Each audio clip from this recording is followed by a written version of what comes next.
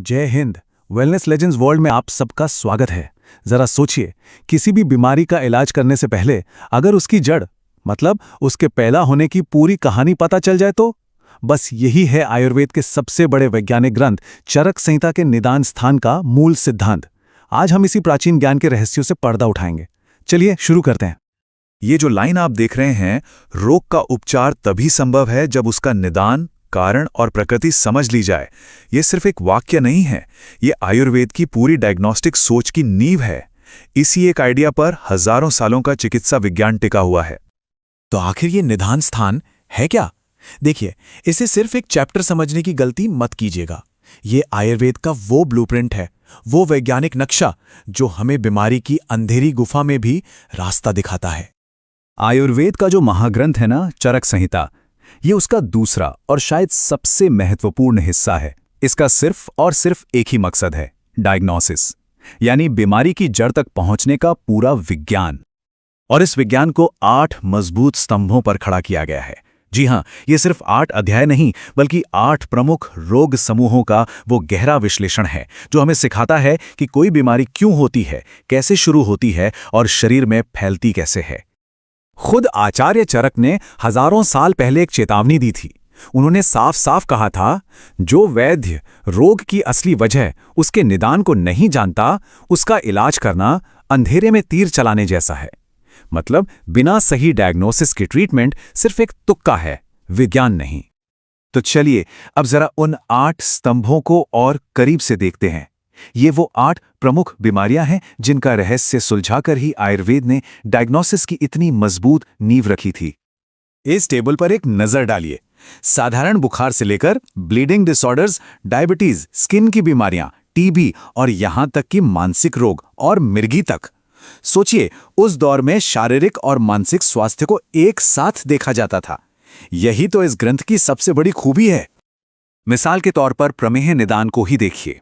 आज जिसे हम डायबिटीज कहते हैं, आयुर्वेद ने उसे हजारों साल पहले ही न सिर्फ समझा, बल्कि उसे वात, पित्त और कफ के आधार पर अलग अलग प्रकारों में भी बांट दिया। ये आज की पर्सनलाइज्ड मेडिसिन का असली मूल है। और फिर आता है उन्माद निदान, यानी मानसिक रोगों का अध्याय। ये इस बात का पक्का सबूत है कि आयुर्वेद ने शरीर और मन को कभी अलग करके देखा ही नहीं।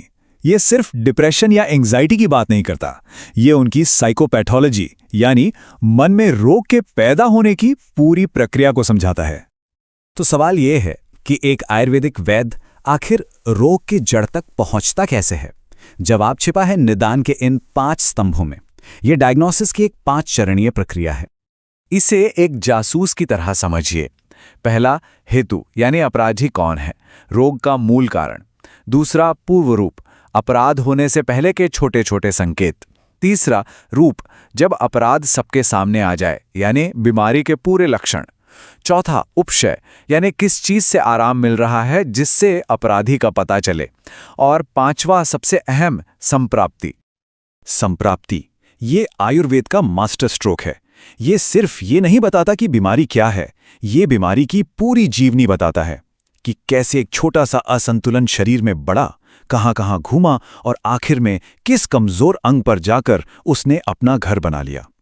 ये पैथोजेनेसिस का शायद सबसे गहरा विश्लेषण है। तो मतलब साफ है, आयुर्वेदिक डायग्नोसिस सिर्फ ब्लड रिपोर्ट या एक्सरे नहीं देखता, ये रोगी को देखता है, उसकी आदतें, उसकी सोच, उसका शरीर, उसका मन। ये एक संपूर्ण निरीक्षण है। पर सवाल ये उठता है कि क्या हजारों साल पुराना ये ज्ञान आज की मॉडर्न साइंस के सामने टिक सकता है, या ये सिर्फ एक पुरानी कहानी बनकर रह गया है? आइए देखते हैं। ये स्लाइड पूरी कहानी बयां करती है। आज की मॉडर्न मेडिसिन ज्यादातर रिएक्टिव है, मतलब बीमारी होने के बाद टेस्ट करवाए जाते हैं। लेकिन आयुर्वेद प्रोएक्टिव है। वो पूर्व रूप पर ध्यान देता है, यानी बीमारी के आने की आहट पर, ताकि उस असंतुलन को बीमारी बनने से पहले ही रोक दिया जाए।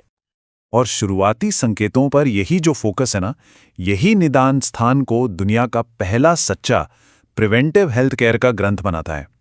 ये सिर्फ इलाज की बात नहीं करता, ये बीमारी को होने से रोकने के विज्ञान की बात करता है। तो इस पूरी चर्चा का सार क्या है? निदान स्थान का वो एक मूल संदेश क्या है जो आज भी उतना ही सच है जितना हजारों साल पहले था? 3 बातें हैं जो हमें हमेशा याद रखनी चाहिए। पहली, निदान स्थान आयुर्वेद की डायग्नोस्टिक रीढ़ की हड्डी है। दूसरी, हर बीमारी के पीछे एक क्यों है, एक कारण, एक असंतुलन, एक लाइफस्टाइल की गलती। और तीसरी और सबसे जरूरी, उस क्यों को समझ लेना ही इलाज की आधी जंग जीत लेने जैसा है। और अंत में आचार्य चरक का वो अमर वाक्य जो इस पूरे ज्ञान का बिचोड़ है, रोग का मूल कारण पहचान लेना ही चिकित्सा का आधा काम पूरा कर देना है। अगर आयुर्वेद के इस गहरे विज्ञान को समझने में आपको मदद मिली हो तो इस ज्ञान को फैलाने में हमारी मदद जरूर करें। लाइक करें, शेयर करें और सब्सक्राइब करें ताकि ये आवाज़ दूर तक जाए।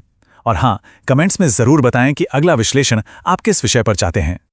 याद रखिए, चरक का निदान स्थान सिर्फ डायग्नोसिस नहीं, ये एक दर्पण है जो शरीर और मन के संतुलन का रास्ता दिखाता है। देखने के लिए बहुत बहुत धन्यवाद।